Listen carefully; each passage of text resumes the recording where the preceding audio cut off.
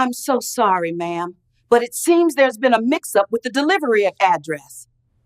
200 wedding invitations with my farm's address. 200. And I only found out from the florist who called to coordinate the decorations. Imagine the humiliation. My own son Carsten and his fiancée Meliora had planned their wedding on my property without even asking if it was okay, as if I were invisible, as if my farm were theirs.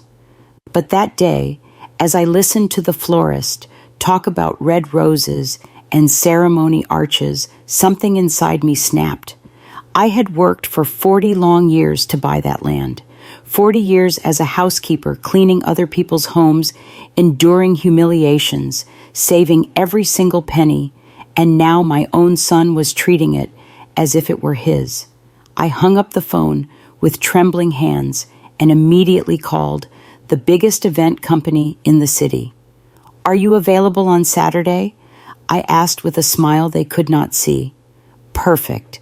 I want to rent my farm for an important corporate event." If they wanted to use my property, they were going to find out it had an owner. For 40 years, I got up at 5 in the morning. 40 years, cleaning floors that were not mine, washing other people's clothes, ironing shirts for men who did not even greet me when I arrived at their homes. 40 years, putting up with disrespect from bosses who treated me worse than their dogs, who yelled at me if I broke a cup, who docked my pay if I was 5 minutes late because of public transportation. All for a dream that once seemed impossible, to have my own place in the world.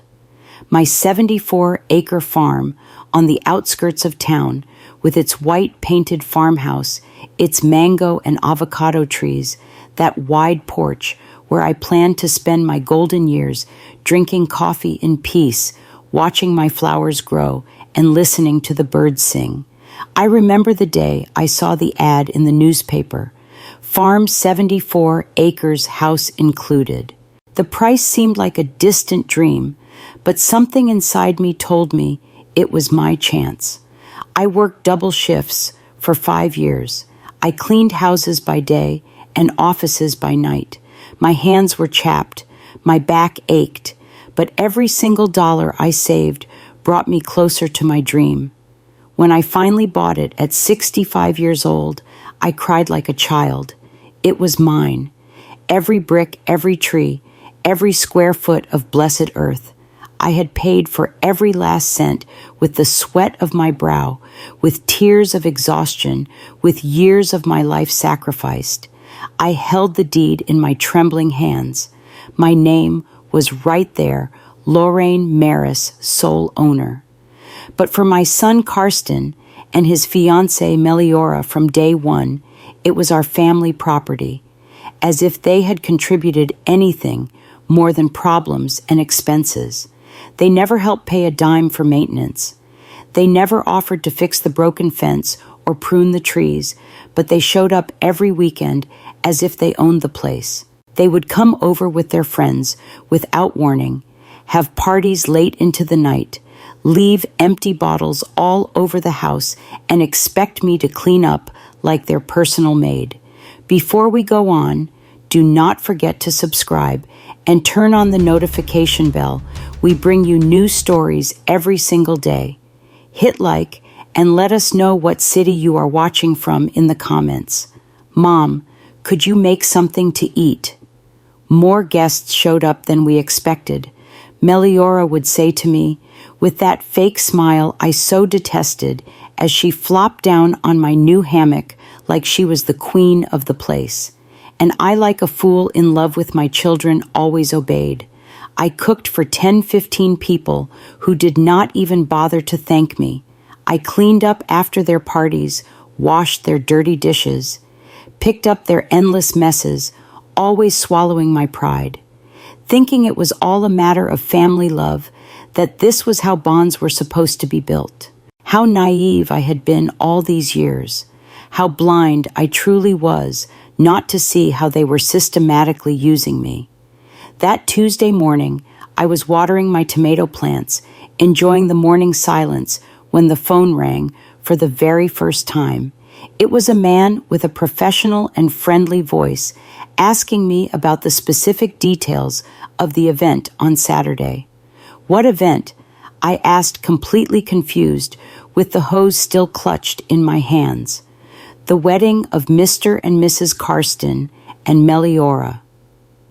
He replied with complete ease. We have your address as the ceremony location and need to coordinate the delivery of the round tables, chairs, tablecloths, and the floral arch for 200 confirmed guests. I felt as if I had been doused with ice water. My legs trembled violently, and I had to sit down on the porch step before I collapsed. My heart was pounding so hard, I thought I was going to have a heart attack right then and there. There must be a mistake, I muttered, my voice broken and weak. But in the depths of my soul, I already knew there was not. That was only the very first call of a nightmare that was just beginning. Throughout that week, the calls kept coming like sharp daggers straight to the heart. The caterer asking about the 3-course menu they had requested, the DJ consulting about the sound system and the romantic playlist, the photography company confirming the times for family photos. Everyone, absolutely everyone, had the same information saved in their schedules. My address, my farm, my property as the setting for a wedding I did not even know existed. With every single phone call, my heart broke a little more, and anger grew like fire rushing in my veins. How dare they do this? How could they plan the most important day of their lives on my sacred land without consulting me? As if I were an old piece of furniture, as if my opinion was worth absolutely nothing in this world. On Wednesday afternoon, when I could not take the anguish anymore, I decided to confront my son. I called Carsten with my hands trembling with indignation. Son, I need to talk to you urgently, I said, trying desperately to keep the calm in my shaky voice.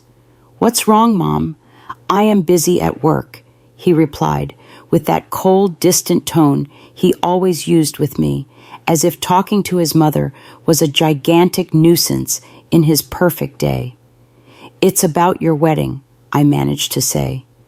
There was a long silence on the other end of the line, a silence that confirmed all my most terrible suspicions. What does my wedding have to do with you? He finally asked with a coldness that froze my blood. Carsten, all the vendors are calling me. You have my farm listed as the ceremony location. His response completely shattered me. Oh, Mom, I forgot to mention it to you, but do not worry. It is not going to cost you anything. We are paying for everything. We just need you to have the house ready on Saturday and prepare some food for the family that stays after the party. We just need, as if it were that simple, as if my farm were nothing more than a free party hall with a housekeeper included in the deal. I was speechless with shock, the phone glued to my ear, listening to my own heart break into 1,000 pieces. 40 years of sacrifice summed up in a single careless phrase. I forgot to mention it to you. 200 guests, Carsten, I managed to whisper. Mom, do not exaggerate. It will be like 150 people maximum. And look on the bright side. You will get to meet all of Meliora's family that you have never seen.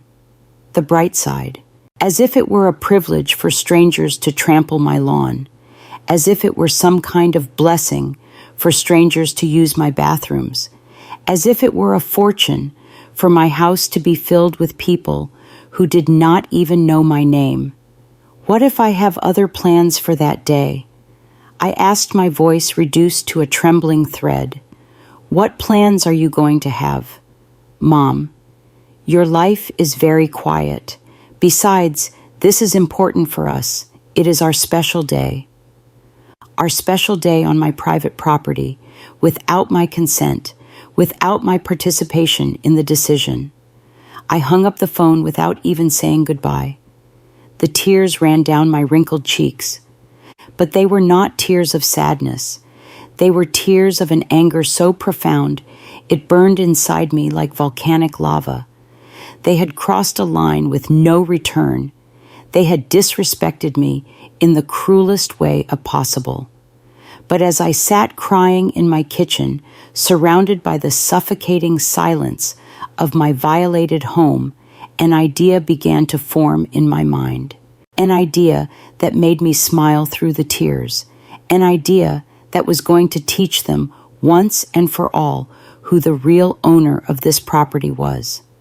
Early Thursday morning, I dialed the number for Beaumont Creed, the owner of Sovereign Gatherings, the most exclusive and expensive event planning company in the whole city. "Good morning, ma'am. How can we help you?" he replied with that professional courtesy they only use with clients who pay well. "Well, I want to rent my farm for a corporate event this Saturday," I said with a confidence I did not know I had inside me. "It is urgent, but I will pay whatever it takes." There was a moment of surprise on the other end. "This Saturday is very short notice, ma'am. Our corporate events usually require weeks of planning." "I will pay double your normal fee," I interrupted firmly. "It is a 74-acre, completely private farm with a colonial house, spacious gardens, and parking for 100 cars. Perfect for an important executive meeting." I could hear how his tone of voice changed immediately. Money always speaks louder than excuses. "Could you give me more details about the event, Mrs. Maris?" "The event is a corporate celebration for international executives. I need maximum privacy and security, no external interruptions." I lied with a naturalness that even surprised myself. "Perfect. Mrs. Maris, could we visit you this afternoon to see the space and sign the contract?" "Of course. And Beaumont, one more thing. I need you to arrive at exactly 2 o'clock on Saturday afternoon to begin the setup. Punctuality is essential." "No problem at all, ma'am. It will be a pleasure to work with you." I hung up the phone, and for the very first time in weeks, I felt powerful. For the first time in years, I felt like the true owner of my own destiny. They were going to learn, in the most humiliating way possible, that this farm had a name and a last name, Lorraine Maris. I spent the rest of that day cleaning every corner of the house with an energy I had not felt in decades. I pruned the roses in the garden, swept the porch, polished the floors until they shone like mirrors. If I was going to receive Beaumont Creed to show him my property, I wanted him to see exactly how beautiful and valuable my farm was. When Beaumont arrived that afternoon with his assistant, he could not hide his admiration. "Mrs. Maris, this place is absolutely spectacular," he said as we walked slowly through the gardens. "How long have you lived here?" 5 years, I replied proudly. "I worked for 40 long years to be able to buy it. It is my most precious treasure." His eyes lit up when he saw the real dimensions of the land, the well-maintained house, the absolute privacy. "This is worth a lot more than you think," he commented in a low voice. "You could make a fortune renting it for exclusive events." A fortune. That word was engraved in my mind like fire. We signed the contract that very same afternoon. $5,000 for 1 day's rental, $5,000 that my son and daughter-in-law had never offered to help me with for maintenance expenses, but which a private company paid without batting an eye, just to have access to my property for a few hours. That night, I slept better than I had in many months. I finally had control of the situation. I was finally going to show them who was in charge of this house. But what I did not know was that this was only the beginning of a war they themselves had declared. On Friday morning, I woke up with a strange feeling in my chest. It was not fear or anxiety. It was something completely different. It was power. For the first time in 5 years, since I bought the farm, for the first time in decades of being treated as a mere housekeeper by my own family, I had absolute control of the situation, and that feeling was intoxicating, like the finest wine in the world. I made myself a strong coffee and sat on the porch to contemplate my kingdom, because that was exactly what it was. My kingdom, my empire, my little piece of heaven that I had fought for with blood and tears. The mango trees swayed gently in the morning breeze. The flowers I had planted with my own hands filled the air with a sweet scent, and the silence was so absolute I could hear the steady beat of my own vengeful heart. But the peace did not last long. At 9 o'clock, the phone rang with the insistence of an emergency alarm.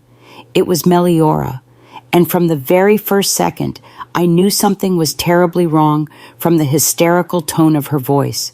"Lorraine, I need to talk to you urgently," she screamed without even greeting me. "What is wrong, Meliora?" I asked with a calm I did not feel inside.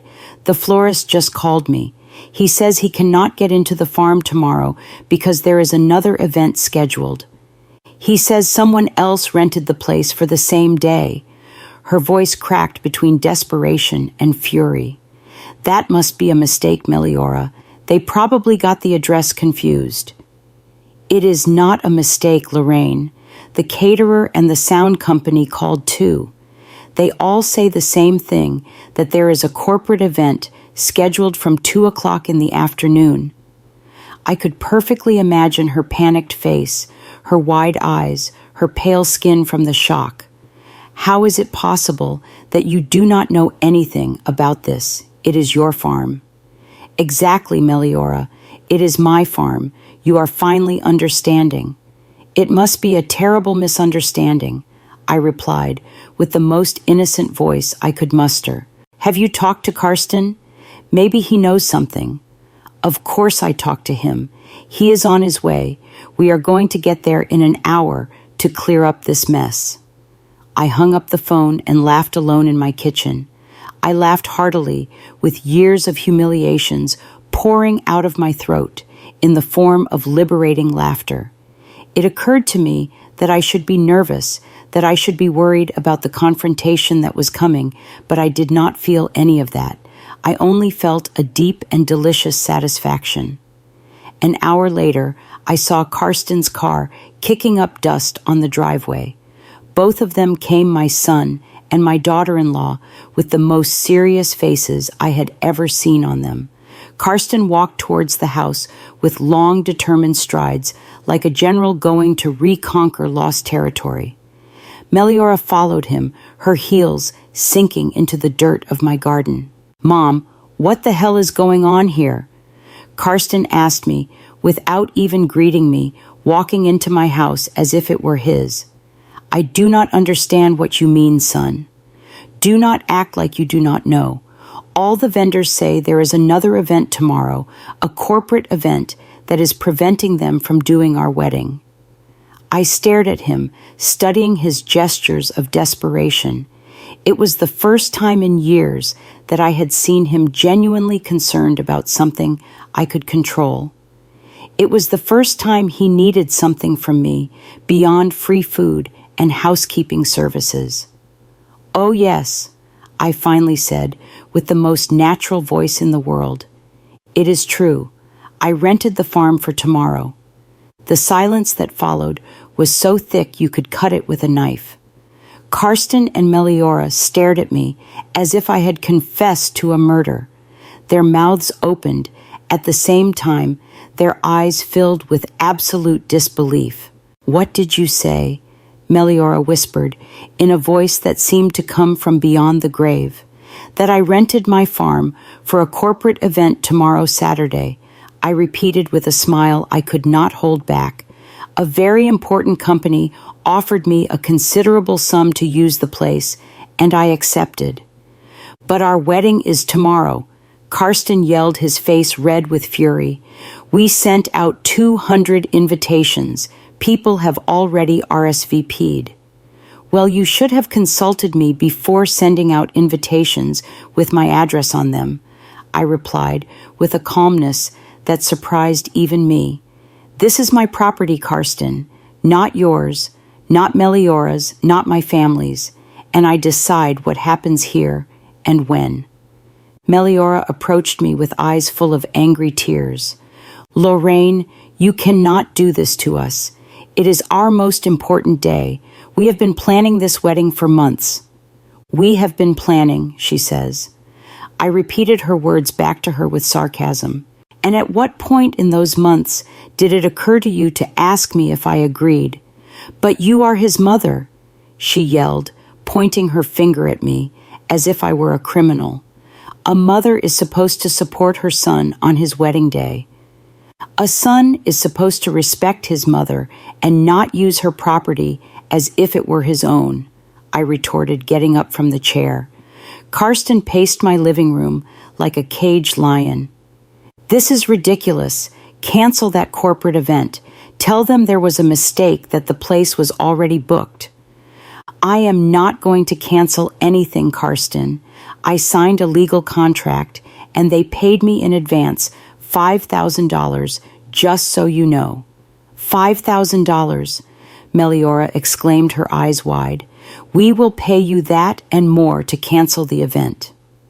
There it was, the desperate offer, the moment they finally recognized that my property had value, that my decision had weight, that I had power over something they needed. This is not about money, Meliora, I said, looking her directly in the eyes. It is about respect, about consideration, about asking me before you decide for me. Okay, Carsten yelled, exasperated. We made a mistake. We should have consulted you, but now we need you to help us. We are family. Family. That word they always used when they needed something from me. That magic word that was supposed to erase all the humiliations, all the disrespect, all the times they treated me like a housekeeper in my own house. Family, I repeated slowly. The same family that shows up at my house without warning. The same family that has parties on my property without asking. The same family that sent out 200 invitations with my address without consulting me to see if I agreed. Meliora began to cry with real tears of desperation. Please, Lorraine, I am begging you. Cancel that event. We will do whatever you want. We will pay you monthly rent for the farm. We will help you with expenses, whatever it takes. But please, do not ruin our special day. For a moment, seeing her tears, feeling the genuine desperation in her voice, I was about to give in. For a moment, the loving mother I had been all my life wanted to come forward and rescue her son from this disaster. But then I remembered the exact words Carsten had said to me on the phone. I forgot to mention it to you, but do not worry, it is not going to cost you anything. I forgot. As if it were a minor detail. As if my life, my property, my feelings were so insignificant they could be forgotten without consequences. It is too late, I finally told them. The corporate event is tomorrow at 2:00 in the afternoon. You will have to find another place for your wedding. And without saying another word, I walked out of the house and went to the garden, leaving them alone with their desperation and disbelief. But this was just the beginning of the lesson they had to learn. I left them in the living room screaming like angry children while I watered my plants with the tranquility of a nun in prayer. I could hear their desperate voices filtering through the open windows. It is revenge, Meliora yelled. She is crazy, Carsten replied. We have to do something. Let us call a lawyer. This cannot be legal. But no matter how much they screamed, no matter how much they threatened, I knew something they did not. I had every single right to win. This was my farm bought with my money, with the deed in my name.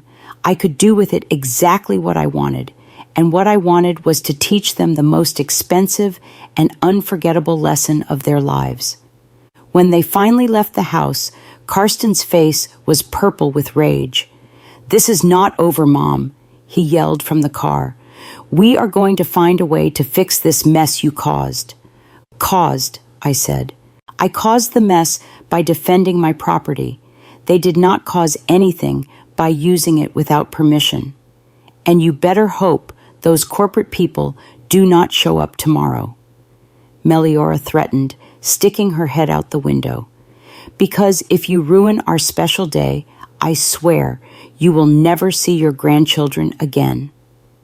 The grandchildren, the final card, the lowest emotional blackmail they could use. But not even that hurt me anymore. Not even that could scare me. They drove away, kicking up a cloud of dust that dirtied my freshly watered flowers.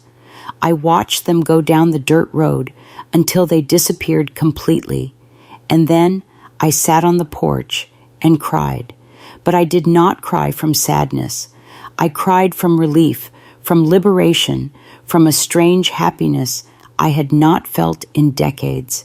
That night I could not sleep for even a single minute, not because of nerves or regret, but because of a feeling similar to what a child feels the night before Christmas.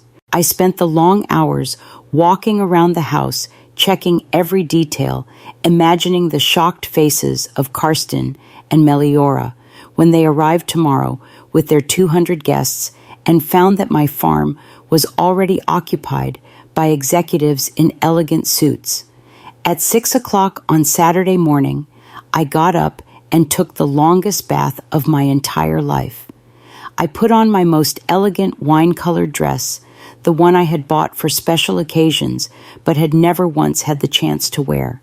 I carefully styled my hair, put on a little makeup, and even wore the pearl earrings that had belonged to my mother, because today I was not going to be the same humiliated housekeeper. Today I was going to be Lorraine Maris, sole owner and absolute lady of these 74 acres of blessed land. At 8 o'clock, the phone rang. It was my neighbor, Vera June Athley, worried about the rumors that were spreading through the town like wildfire. "Lorraine, my love, is it true you canceled Carsten's wedding?" "I did not cancel anything, Vera June.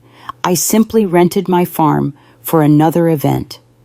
"Oh my God, but do you not feel bad for all the people who have already confirmed feel bad? Everyone was talking about the shame I should feel.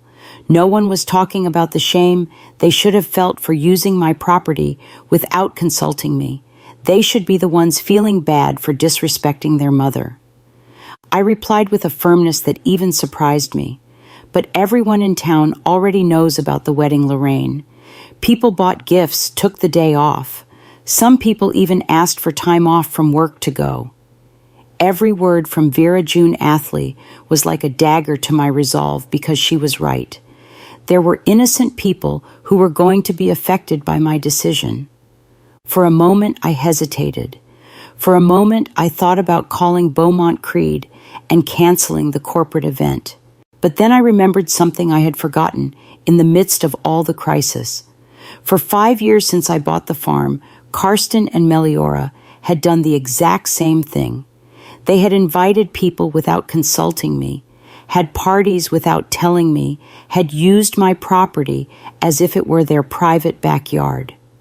"Vera June," I said with a certainty that came from the very depths of my soul. For 5 years, I have been the uninvited hostess of my son's parties. For 5 years, I have cooked for his friends. I have cleaned up after their celebrations. I have been treated like a housekeeper in my own house. Today, for the very first time, I am going to be the owner of my own place. If you were in my shoes, would you stand firm or give in to family pressure, share your feelings and actions in the comments and type the number 1 if you understand how painful and liberating this moment feels. At 10 o'clock in the morning, the first wedding vendors started to arrive. The florist showed up with his truck full of red roses and white carnations. But when he saw the private corporate event signs that Beaumont had put up early, he stood at the entrance not knowing what to do. I was on the porch, having my morning coffee, watching the first act of the drama I had orchestrated unfold. The florist saw me and walked towards me with a look of total confusion. "Ma'am, I am here for the decoration of Mr. and Mrs. Carsten and Meliora's wedding, but I see there is another event." "Indeed," I replied with the calmest voice in the world. "Today I have a corporate event scheduled from 2 o'clock in the afternoon. The farm is not available for the wedding." "But ma'am, I have a signed contract. They are going to pay me $3,000 for this decoration." $3,000 just for flowers for a wedding they planned without ever consulting me on a farm that was never theirs, with money they had never offered to help me with the upkeep of the place. "I am very sorry, but you will have to talk to the contracting parties. I did not sign any contract for the wedding." The caterer arrived with 2 trucks full of elegant food. The sound company arrived with giant speakers. The photographer arrived with his professional cameras. One after another, all the vendors found out the same reality. The farm was occupied by another event, and the wedding would have to find another place. At 11:30, Beaumont arrived with his Sovereign Gatherings team. 25 people dressed in black, moving with the precision of a symphony orchestra.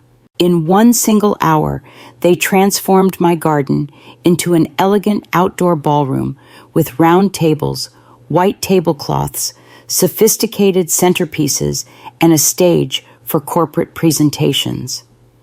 "Mrs. Maris," Beaumont said to me, admiring the result, "your farm is perfect for this type of event.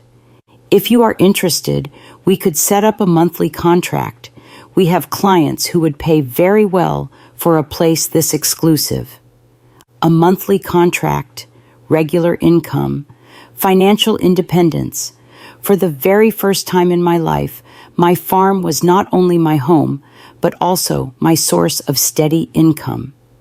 At 12 o'clock, the wedding guests began to arrive. Elegant cars, entire families dressed up, women in party dresses, and men in dark suits, all following the directions on the invitations that led them directly to my main entrance. And I was there on my porch, dressed like a queen, watching, as each car stopped confused by the corporate event signs, watching as the families got out of the cars and looked around without understanding what was happening. I was watching as little by little a crowd of lost guests formed at the entrance to my farm. Some approached me to ask, "Excuse me, ma'am, do you know where Carsten and Meliora's wedding is?" "I am afraid it cannot be held here today," I replied courteously. "The farm is rented for a corporate event." The confused faces turned to surprise, then to indignation. "But how is that possible? We received the invitation with this address." "You will have to talk to the bride and groom. I am just the owner of the place." At 2 o'clock, the executives for the corporate event arrived. 50 impeccably dressed men and women in new cars, treating me with the respect and courtesy that a successful businesswoman deserves. "Marys, thank you so much for allowing us to use your beautiful property," the CEO told me, shaking my hand with genuine admiration.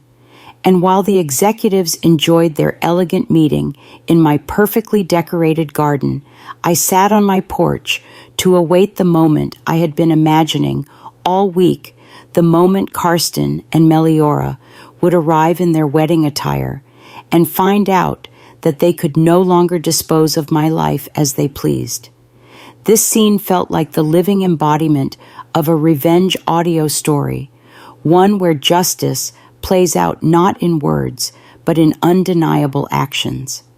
At 2:30 in the afternoon, just as the executives were starting their corporate presentation in my garden, I saw a caravan of white cars decorated with silver ribbons appearing on the dirt road. My heart sped up like a war drum. It was the wedding party, the main car with the bride and groom, followed by the groomsmen, bridesmaids, and several close family members. From my privileged porch, I could perfectly see the scene unfolding like a dramatic play. Carsten's car stopped at the main entrance, and he got out first, looking very elegant in his black tuxedo, but with a panicked look that brutally contrasted with his formal attire. Meliora got out after him, and I must admit, she looked beautiful in her ivory wedding dress with that endless train and that veil that had cost more than I earned in 3 months when I was a housekeeper. But her beauty completely vanished in the face of the absolute horror she had on her face when she saw the reality of my garden. 50 elegantly dressed executives occupied the round tables she had dreamed of for her wedding. A corporate presentation was being projected on the giant screen where the wedding altar should have been. The professional sound system amplified the voices of the presenters where the promises of eternal love should have resonated. "This cannot be happening," Meliora screamed with a desperation that was heard above the corporate murmur. "This is our day. This is our wedding." But her screams were lost in the air because the executives were completely focused on their event, oblivious to the matrimonial drama unfolding just a few feet away. Carsten ran towards the house like a man possessed, the tails of his tuxedo flying behind him. Mom, get out here immediately," he yelled from the foot of the porch with a fury I had never seen in him. "You have to stop this right now. You have to kick these people out of here." I slowly got up from my rocking chair, smoothed out my wine-colored dress, and walked to the porch railing with the dignity of a queen receiving her rebellious subjects. "Good afternoon, Carsten. You look very elegant in that tuxedo." "This is no time for jokes, Mom. There are 100 guests waiting outside. The church already confirmed they cannot change the ceremony to another location. Meliora's whole family traveled from out of town." "What a shame," I replied with a tranquility that infuriated him even more. "You should have thought about all that before using my property without my consent. Mom, please, I am begging you. Cancel that corporate event. Tell them there was a family emergency." Meliora ran over with her wedding dress lifted so she would not trip, with real tears running down her perfectly made-up cheeks. "Lorraine, please, I will give you $10,000 right now, 20,000, whatever you want, but help us." $20,000, 4 times more than the corporate company was paying me, 4 times more than they had ever offered to help me with the upkeep of the farm. Money that appeared magically only when they needed me desperately. $20,000. Meliora, I repeated slowly. "Where are you going to get 20,000 right now? From our savings for the honeymoon, from the money we had for the down payment on the new house. I do not care. Just help us." It was fascinating to see how the money they had never used to treat me as the true owner of the house appeared instantly when they needed me as their wedding savior. "The problem is not the money," I told them with a firmness that surprised even me. "The problem is that I signed a legal contract. Those executives paid me in advance and trusted my word." "To hell with your word," Carsten exploded, completely losing his composure. "We are your family. We should be your priority." Family. that magic word they always used whenever they wanted to manipulate my feelings. That single word that was supposed to erase 40 years of ignored sacrifices. Family, I repeated with a smile I could not control. The same family that for 5 years has used my farm as their personal backyard. The same family that has never once asked me if I agreed with their plans. But this is different, Mom. This is our wedding. It is the most important day of our lives. And my farm is the most important achievement of my life, I replied, walking down the porch steps one by one. For 40 years, I worked to buy it. 40 years, cleaning other people's homes, enduring humiliations, saving penny after penny, and you have treated it as if it were yours. Just then, Beaumont Creed, the corporate event planner, arrived, walking elegantly towards us with a professional smile.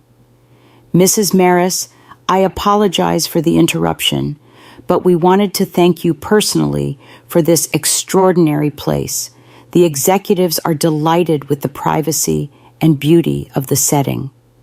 Carsten looked at him as if he were the devil himself. You have to get out of here immediately. This place is reserved for our wedding.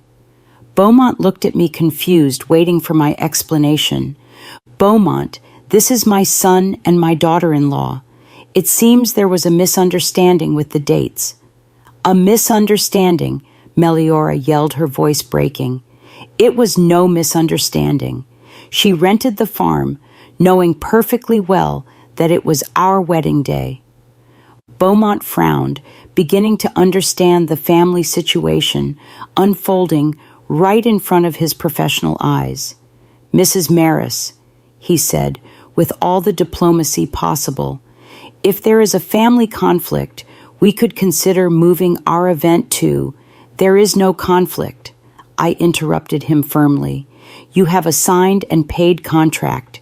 Your event continues exactly as planned. Beaumont's face showed respect and admiration. In the business world, a given word and a signed contract were sacred. Perfect, Mrs. Maris. It is a pleasure to do business with such a professional person. And he walked away, back to his event, leaving us alone with the family tension that cut the air like a knife. Carsten stared at me with a mixture of disbelief and something that looked dangerously like fear. For the very first time in his life, he was seeing his mother as something more than the family's housekeeper. For the first time, he was finally understanding that I had power my own will and the undeniable ability to say no. What are we going to do with all the guests? Meliora asked in a broken whisper. What are we going to tell them? How are we going to explain that Grandma canceled the wedding? I did not cancel anything, I clarified for the 10th time. You organized a wedding on someone else's property without consulting the owner. At that moment, more guests' cars began to arrive. Entire families getting out confused. Children dressed up running around the parking lot. Grandparents with canes wondering where the ceremony was supposed to be. The chaos multiplied exponentially with every passing minute. And I was right there in the eye of the hurricane, feeling more powerful and more in control of my destiny than I had ever felt in my 70 years of life. But what Carsten and Meliora did not know was that this was just the beginning of the lesson they had to learn about respect, consideration, and the consequences of treating their mother like a mere housekeeper. The situation became more chaotic with every single passing minute. The wedding guests crowded at the entrance to my farm like a confused and restless mob. Some were indignant. Others worried, all of them, without understanding what the hell was going on with the ceremony they had traveled to witness. Voices were raised in Spanish, English, and even Italian because Meliora's family was international and many people had traveled thousands of miles to be present on this supposedly special day. But where is the wedding? asked an older lady with an Italian accent, dressed in a very elegant pink suit. "Why are there businessmen where the altar should be?"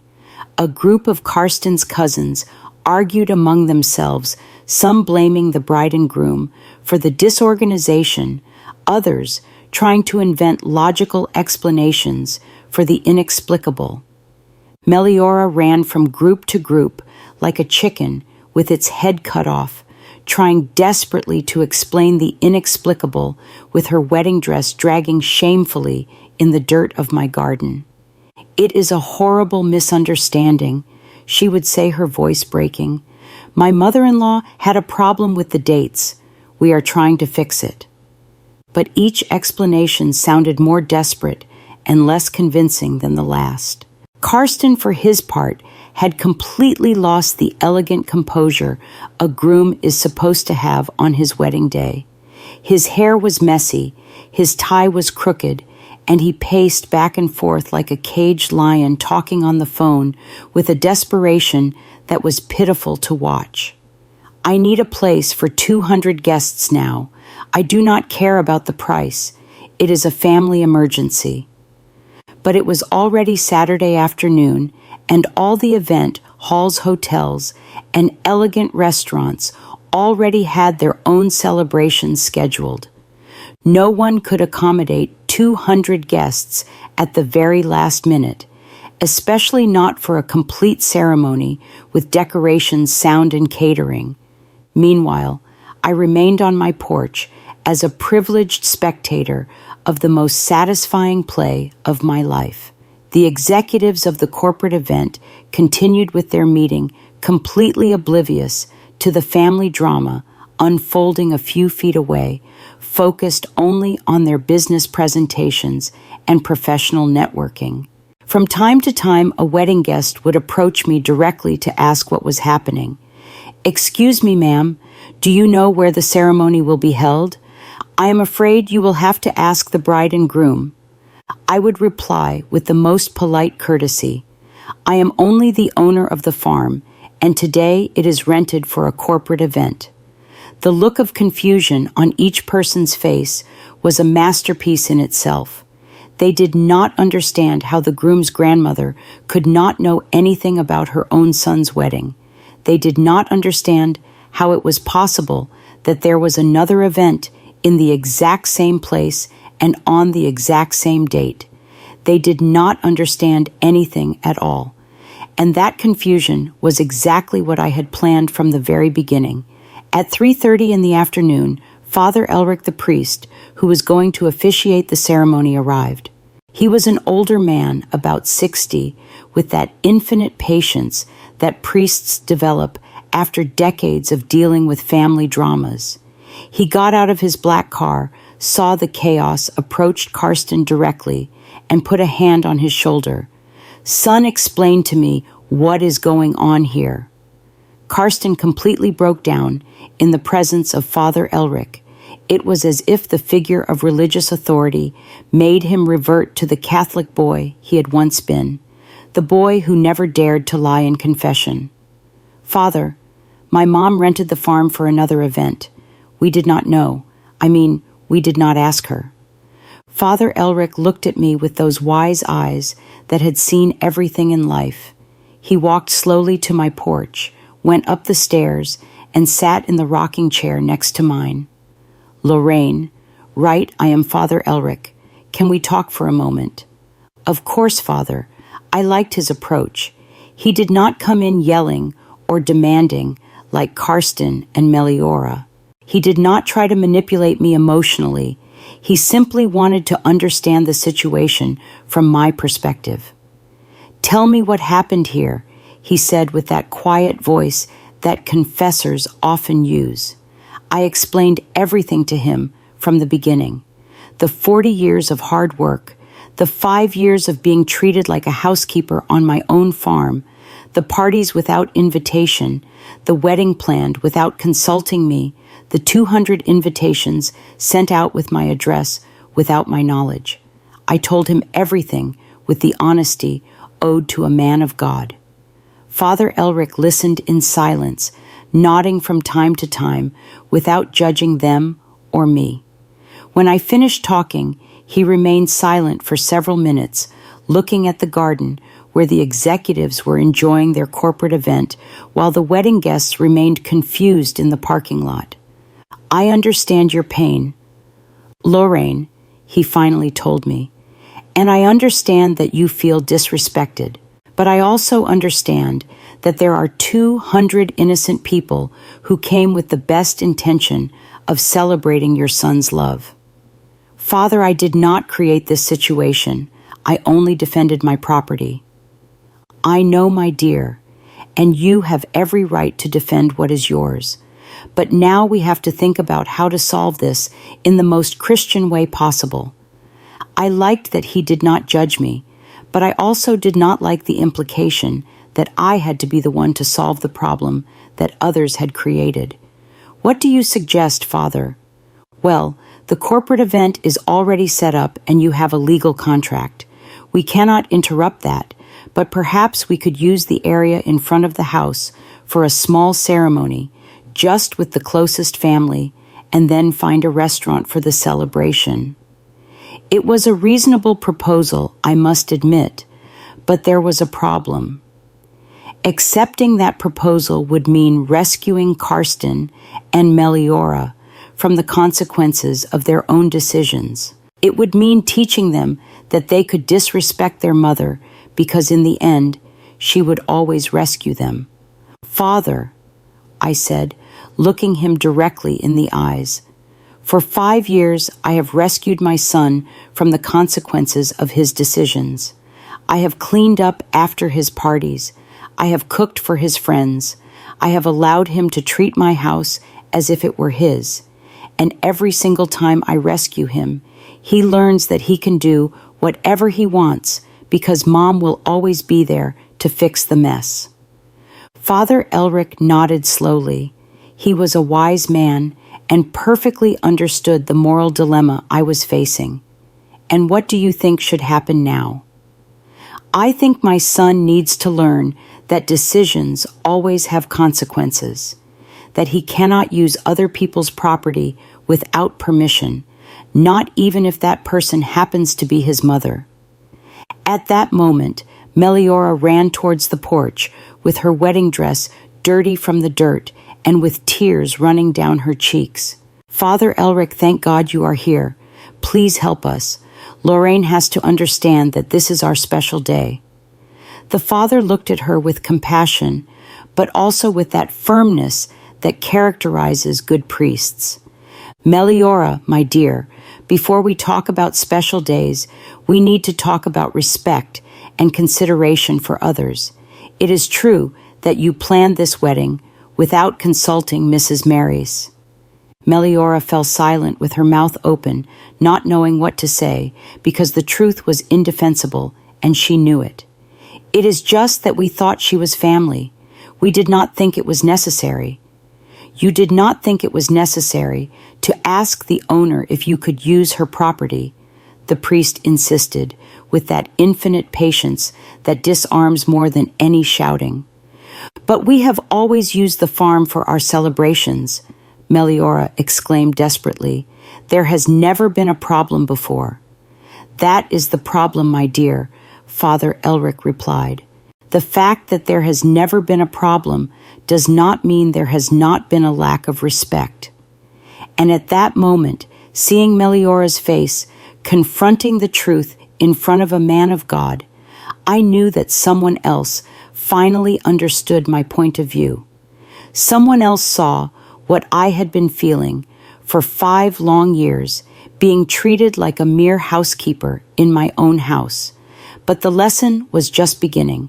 Father Elric stayed with us for a whole hour, mediating between the desperation of the bride and groom and my unshakable determination. It was like a spiritual referee in the strangest ring in the world, a 70-year-old grandmother against her own son on his wedding day. But while we were talking, something incredible began to happen. The executives from the corporate event began to notice the drama unfolding just a few feet from their professional meeting. At first, they tried to politely ignore it, but it was impossible not to see a bride in a white dress crying uncontrollably while 200 confused guests filled the parking lot of my farm. Beaumont Creed, the event planner, discreetly approached where we were. Mrs. Maris, I apologize for the interruption again, but my clients are asking if they can help in any way. They see the family situation and feel bad about occupying the place on such an important day. For the first time since all this chaos began, I felt a pang of something very close to regret. These elegant professional executives were showing more consideration for an unknown family than my own son had shown towards me in 5 years.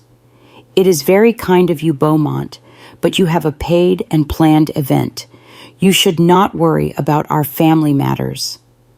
Well, if you change your mind, we will be here until 6 o'clock this evening.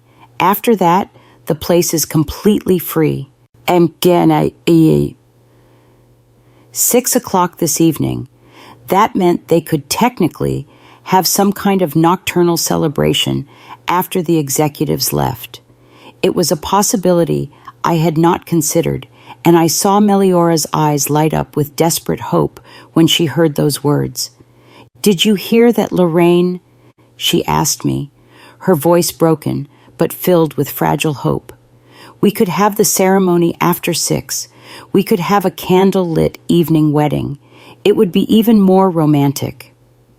Meliora, I replied gently, the problem is not the schedule. The problem is that you never asked me for permission to use my property.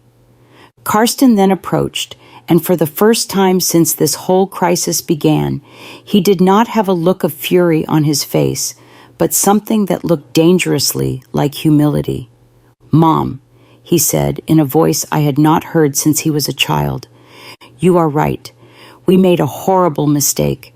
We disrespected you in the worst way possible. I remained silent, waiting to see if there was more than just a superficial apology dictated by sheer desperation. We should never have taken it for granted that we could use your farm without asking. We should never have sent out invitations with your address without consulting you, and we should never have treated you as if you were our employee, instead of treating you as the rightful owner of the house you are. His words sounded sincere, but I had heard apologies before. Whenever he needed something from me, Carsten knew exactly what to say to soften his mother's heart. And what will you do differently if I give you another chance? I asked him directly. We will pay you monthly rent for using the farm on weekends, he replied immediately. We will consult you before making any plans that involve your property, and we will treat you with the respect you deserve as our mother and as the owner of this house. Monthly rent, prior consultations, respect as the owner of the house, all the things I had wanted for 5 long years, and which appeared magically only when they needed me desperately. How much monthly rent? I asked more out of curiosity than real interest. $1,000 a month, he replied without hesitation, and we would take care of all the maintenance expenses, gardening, repairs, utilities, whenever we are here. $1,000 a month, plus expenses. $12,000 a year that they had never offered before, appearing now as if by magic when they needed me the most. Meliora then approached and knelt in front of my rocking chair with her wedding dress spread over the porch planks like a white cloud. Lorraine, please, I swear to God, we will never disrespect you again. I swear you will be treated like the queen of this house as you deserve to be treated. It was a powerful image. The daughter-in-law who had treated me like a housekeeper for 5 years, kneeling in front of me in her wedding dress, begging for forgiveness. It was the validation I had been waiting for decades without even knowing it. But I also knew something they did not. Promises made in moments of desperation are rarely kept once the crisis passes. The $1,000 a month would become, "This month is tough, Mom." The prior consultations would become, "We forgot to mention it to you." The respect as queen of the house would become, "Mom, could you make something to eat?" "Get up, Meliora," I told her gently. "You do not need to kneel in front of me. You just need to respect me." She got up with tears of hope running down her cheeks. "Does that mean you are going to help us?" At that moment, I looked around my farm, the distinguished executives enjoying their professional event, the 200 wedding guests waiting for some solution in the parking lot, my son and my daughter-in-law in their formal wear, humiliated, but finally understanding the value of my property, in my opinion. And for the very first time in 5 years, maybe for the first time in my entire life, I had all the power in the situation. I decided what happened next. I was the absolute owner of my destiny and also of the destiny of everyone else in that moment. Father Elric looked at me with those wise eyes that have seen thousands of family dramas. "What does your heart say, Lorraine?" "My heart says many different things, Father. It says that I love my son and want to see him happy, but it also says that I am tired of being treated like a housekeeper in my own house." "And both things can be true at the same time," he replied with that wisdom that only comes from years of counseling broken families. The question is, how do you find the balance between love and respect? It was the million-dollar question, literally, because there were thousands of dollars a month waiting for my answer. There was a whole wedding waiting for my decision. There were 200 people waiting to know if they were going to witness a ceremony or a family disaster. And while everyone waited for my answer, a completely new idea began to form in my mind, an idea that no one had considered, not even myself, until that moment, an idea that would change everything forever. The idea that formed in my mind was so simple and so perfect that I was surprised I had not thought of it before. I slowly got up from my rocking chair, walked to the edge of the porch, and looked at everyone waiting for my decision. Carsten in his wrinkled tuxedo, Meliora with her wedding dress dirty from the dirt, Father Elric with his infinite patience, the 200 confused guests, and the executives who were trying hard to focus on their meeting despite the family drama. "You are right," I finally said in a voice that sounded stronger than I expected. "There are 200 innocent people who came with good intentions to celebrate your love, and it is true that they deserve to witness a ceremony, not a family disaster." Meliora's eyes shone with renewed hope. "Does that mean you are going to help us?" "It means I am going to do something better than help you," I replied with a smile that came from my soul. "I'm going to teach you how to organize an event the right way." I walked over to where Beaumont Creed was, who was observing everything with the professional fascination of someone who handles event crises daily. "Beaumont, how much time would your clients need to finish their meeting if we offered them incentives to speed up the process?" Beaumont looked at me with genuine surprise. "What kind of incentives, Mrs. Maris? A 50% discount on the rental and an invitation to stay and witness a very exclusive, improvised wedding." Beaumont's face lit up as if he had discovered gold. "Mrs. Maris, that would be extraordinary for my company. A corporate event followed immediately by an intimate wedding would be the kind of versatility that would put us on the business map." "How much time do you need?" With those incentives, they could finish by 4:30. I turned to Carsten and Meliora, who were looking at me without completely understanding what I was planning. Here is my proposal, I told them with the authority of someone who has finally taken control of their own life. The religious ceremony will be held here on my farm after 4:30 in the afternoon. Thank you, Mom. Thank you. Thank you. Carsten shouted, trying to hug me, but I raised my hand to stop him. I am not finished. The ceremony will be held under my conditions, with my rules, and in the way I deem appropriate. The silence that followed was so dense you could cut it with scissors. Everyone knew I was about to dictate terms, and no one knew if those terms would be acceptable or unacceptable. What are your conditions, Mom? Carsten asked, with a mixture of gratitude and nervousness. First condition, from this moment on, and forever, any event you want to hold on my property must be consulted with me at least 1 full month in advance. Second condition, you will pay $1,000 a month in rent for the use of the farm on weekends, plus all maintenance expenses. So far, everything was in line with what they had promised earlier in their desperation. Third condition during today's ceremony, I will be publicly recognized as the owner and hostess of this place. Fourth condition after the ceremony, all the guests will know the complete story of how this wedding was organized. I watched as Carsten and Meliora's faces gradually changed from hope to growing concern. What do you mean by they will know the complete story? Meliora asked in a small voice. I mean that during the toast, I am going to explain exactly how we got to this situation, how 200 invitations were sent out without consulting the owner of the property, how a complete wedding was planned without my knowledge, and how everything was almost canceled because no one thought it was necessary to ask me for permission.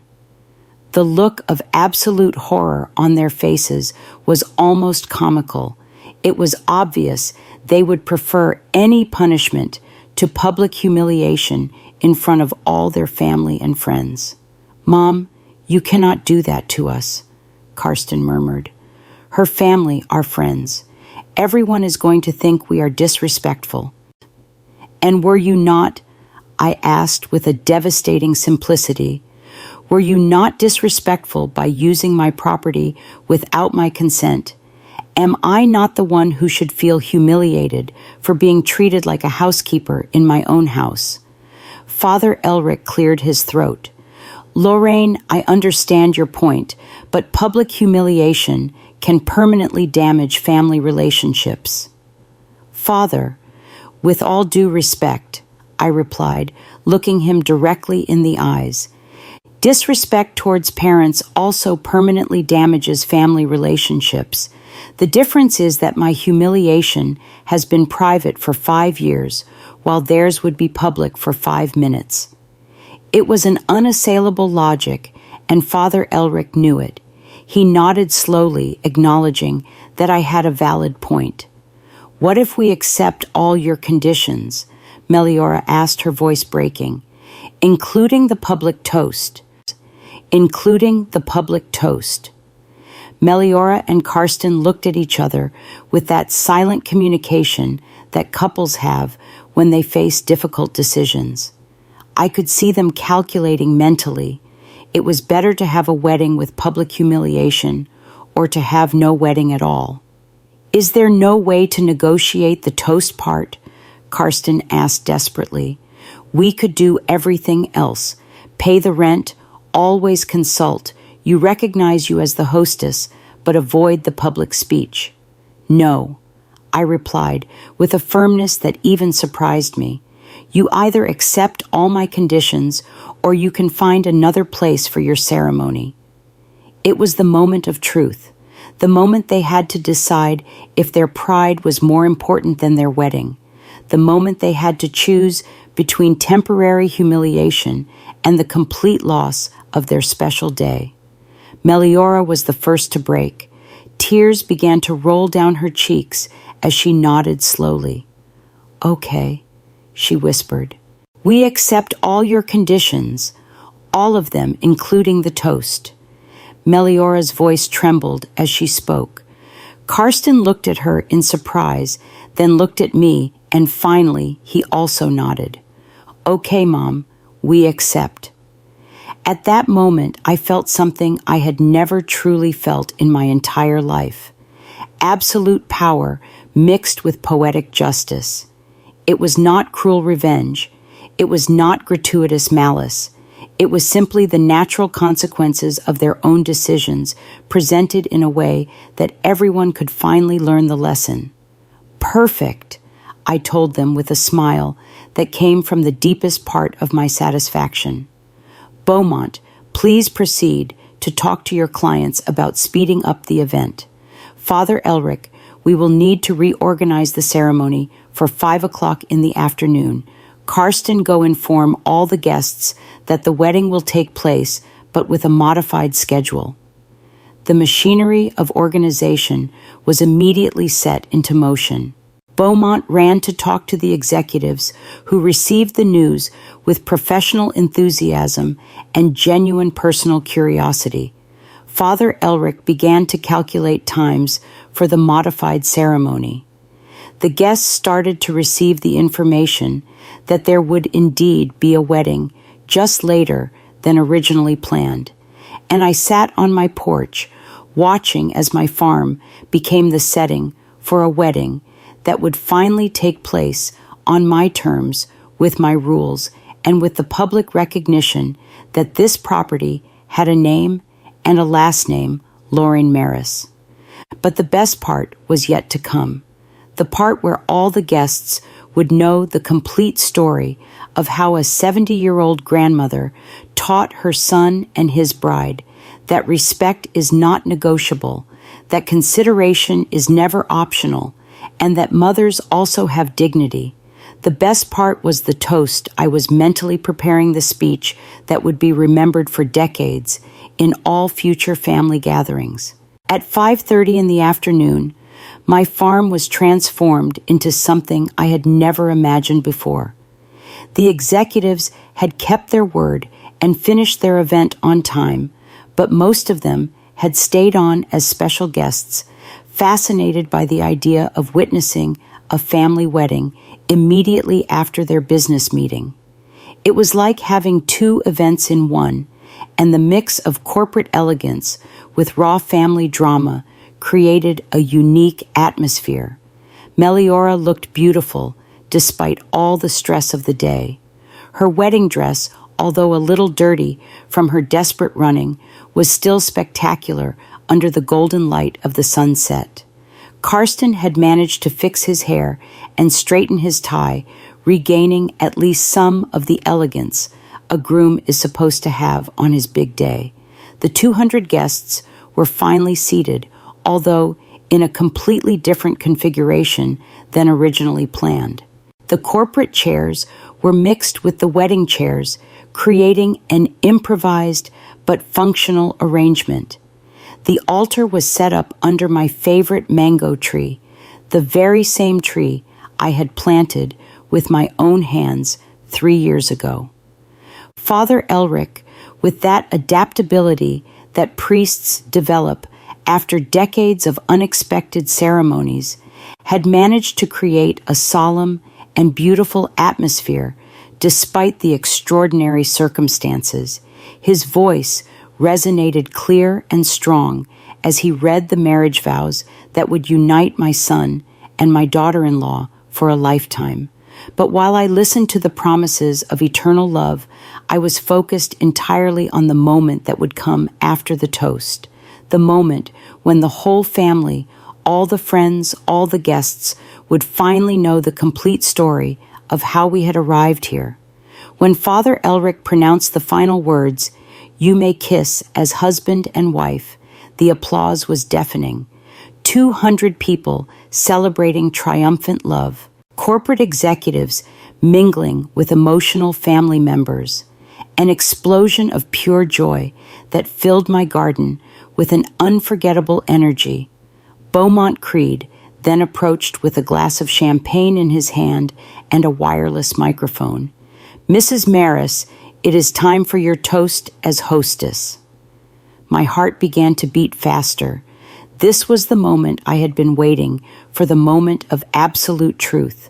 I slowly got up as took the microphone with hands that no longer trembled and walked to the center where everyone could see me perfectly. The silence gradually spread until 200 people were looking at me with expectation, waiting for the emotional words that the groom's mother typically says in these moments. "Good evening, everyone." I began with a voice that sounded stronger and more confident than it had ever sounded in my life. "I am Lorraine Maris Carsten's mother and the owner of this beautiful farm where we are celebrating today." The applause was immediate and warm. So far, everything sounded completely normal. "I want to thank you all for joining us on this very special day, although I must confess that I found out there would be a wedding here in the exact same way you did, by invitation." A murmur of confusion began to spread among the guests. Some people looked at each other without completely understanding what I had said. "You see, my son and my daughter-in-law sent out 200 invitations with my farm's address without consulting me if I agreed to have a wedding here." The murmur turned into an absolute silence. All eyes alternated between the bride and groom, who had faces red with shame, and me, who continued to speak with unshakable serenity. I found out on Tuesday morning when the florist called to coordinate the decorations. Imagine my surprise to discover that my property had been committed for an event I did not even know existed. The corporate executives who had witnessed all the afternoon's drama began to smile with admiration. They recognized a businesswoman defending her rights. For 40 years, I worked as a housekeeper to buy this farm. 40 years, cleaning other people's houses, saving penny after penny, dreaming of having a place of my own where I could live with dignity in my golden years. My voice cracked slightly, but I continued firmly. And for the 5 years I have lived here, I have been treated as a housekeeper on my very own property. The silence was so profound, you could even hear the wind moving the leaves on the trees. No one expected this kind of speech at a wedding, but everyone was completely captivated by the story unfolding right in front of their eyes. When I found out what had happened, I made a decision. I rented my farm for a corporate event on the very same day as the wedding to teach my son and my daughter-in-law that this property has an owner, and that owner is me. Several guests began to nod slowly in approval. The story was finally starting to make sense to everyone. But at the end of the day, family love is stronger than hurt pride. And although it was necessary to go to this extreme to get the respect I deserve, here we are celebrating Carsten and Meliora's love in my house on my terms and with my rules. The applause that followed was different from the previous one. It was an applause of admiration, of recognition of genuine respect for a woman who had defended her dignity at any cost. So I toast to the bride and groom who today learned that respect for parents is not optional, that consideration for others is fundamental, and that mothers also have rights and feelings. I raised my champagne glass, and the whole crowd did exactly the same. To Carsten and Meliora, may they begin their marriage by understanding the true value of mutual respect. The applause that followed was thunderous. 200 people celebrating not only a wedding, but also a life lesson masterfully imparted. The corporate executives applauded with professional admiration. The older family members nodded with approval. Even the young friends seemed to understand that they had witnessed something extraordinary. Carsten then approached with tears in his eyes and hugged me in front of the whole crowd. "I am sorry, Mom," he whispered in my ear. "Sorry it took us so long to understand." Meliora came after her wedding dress, dirty her tears of shame, now mixed with tears of gratitude. "Thank you for saving the wedding, despite everything, Lorraine. We will never forget this lesson." The rest of the celebration was magical. The guests constantly came up to congratulate me, not only on my son's wedding, but also on the way I had handled the situation. What a brave woman.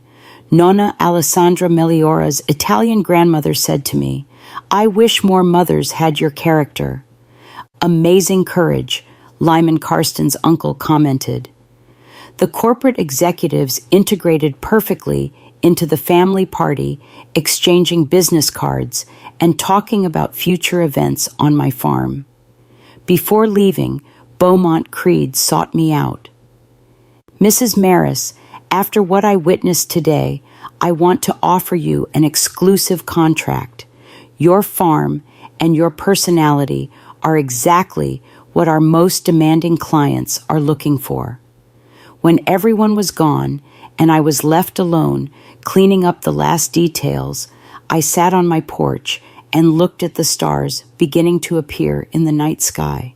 In my hands, I held two things I had not possessed when I woke up that morning: a contract to turn my farm into a prosperous business and the absolute respect of my family. But the most important thing I had was something that could never be touched or measured: the certainty that I would never again allow anyone, not even my own son, to treat me as less than I am. The certainty that Lorraine Maris was not just the self-sacrificing mother, not just the complacent grandmother, and not just the family's housekeeper. Lorraine Maris was the owner of her own destiny, the lady of her own house, the author of her own story. And that story had just begun the most beautiful chapter of all. The chapter where I finally respected myself enough to demand that others respect me too. At 70 years old, I had learned the most important lesson of my entire life: that love without respect is not true love. And that teaching respect, even if it is painful, is the greatest gift a mother can ever give her children. 6 months have now passed since the most talked about wedding in town, and my life has changed in ways I could never have imagined before. Every morning I wake up on my farm with a feeling I did not know before, the feeling of being completely in control of my own existence. The events business has flourished far beyond my wildest dreams. Beaumont Creed kept his promise, and my farm has become the most exclusive place in the region for elegant weddings and corporate meetings. Every weekend, I receive between $3,000 and $5,000 for renting my property. Money that has given me a financial independence I never once had, not even when I was working endless double shifts as a housekeeper. But the most beautiful thing is not the money. The most beautiful thing is the respect. Carsten and Meliora have religiously kept their promise. Every month, they deposit the $1,000 in rent on time, and they have never, not once, shown up without consulting me first. When they want to use the farm for a family celebration, they call me weeks in advance, politely ask if the date is available, and wait patiently for my answer without taking anything for granted. The first time they did it 4 months ago, I almost cried with emotion. Carsten called me one Thursday afternoon. "Mom, could you check your calendar? We want to celebrate Meliora's birthday at the farm next Saturday, if that is okay with you, and only if you do not have other plans, if that is okay with you." Words I had waited 5 long years to hear. But the most profound change has been in the way they treat me when they are here. I am no longer the housekeeper who prepares food and cleans up after parties. Now I am the respected hostess, the rightful owner of the house who sits at the head of the table while they take care of serving and cleaning. The first time Meliora insisted on washing the dishes after a family dinner, I was so surprised I did not know what to do. Lorraine, you worked enough preparing this delicious meal. We will take care of the cleanup. It was like living in a parallel world where I was finally treated as the matriarch I always should have been. The grandchildren, of course, still come to visit me. Meliora never carried out her threat to keep them away from me, and now I understand why. The children need their grandmother as much as I need them. But even the relationship with them has improved because now they see me as the powerful grandmother who demanded respect, not as the submissive grandmother who always gave in to everything. The whole town knows my story. For months, I was the topic of conversation at the market, at church, everywhere I went. Some women would seek me out to tell me their own stories of family disrespect. Vera June, how did you find the courage to stand up for yourself? They would ask me every time we met. My answer is always the same. I did not find the courage. I built it day by day every single time I decided that I truly deserved something better. And it is true. It was never just a moment of sudden bravery. It was years and years of accumulated humiliations until I finally reached the point where I said enough.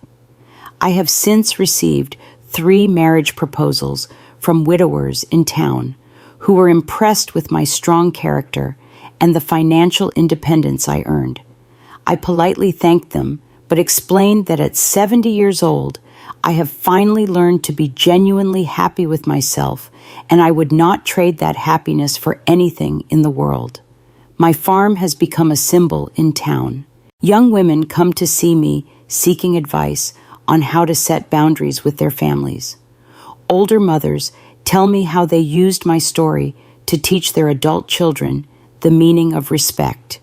Even Father Elric mentions my case during his sermons about the honor we owe to our parents. Beaumont Creed's corporate event business has also turned into a prosperous partnership.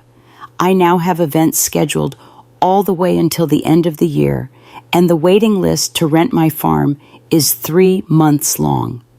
Major companies, wealthy families, and even regional celebrities have discovered this little paradise I built with 40 long years of sweat and tears. But every night when the guests leave and the lights go out, I sit quietly on my porch with a cup of coffee and look at the stars with a satisfaction I never knew before. It is not just the satisfaction of money earned or respect conquered. It is the deep and peaceful satisfaction of knowing that I am finally the woman I always should have been. I am no longer Lorraine the housekeeper. I am no longer Lorraine the self-sacrificing mother who suffers in silence. I am no longer Lorraine the compliant grandmother who accepts anything just to avoid conflict. Now I am Lorraine Maris, a successful businesswoman, a respected matriarch, a woman who stood up for herself when everyone thought it was too late to change. I am the woman who taught her children that true love always includes respect, and that respect is never begged for, it is demanded. And every night before I fall asleep, I whisper a small prayer of thanks, not for the wedding that almost collapsed, not for the conflict that almost tore apart my family, but for having had the courage at 70 years old to write the ending of my own story instead of letting others write it for me. Because it is never too late to begin respecting yourself. And it is never too late to teach others how they should treat us. This is my story. This is my victory.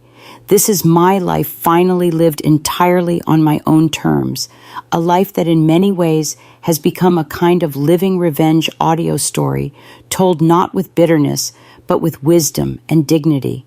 If you were in my place, what would you have done? Would you have given in to keep the peace, or would you have stood firm to demand the respect you always deserved? Share your thoughts and experiences in the comments below. I truly want to hear them. And if this story touched you, please remember to like, share, and subscribe to the channel. Do not forget to turn on the notification bell so you will never miss another story. Also, check out the video being suggested on your screen right now. This is one of the stories I am most proud of. Thank you so much for your support, and I will see you again in the next story.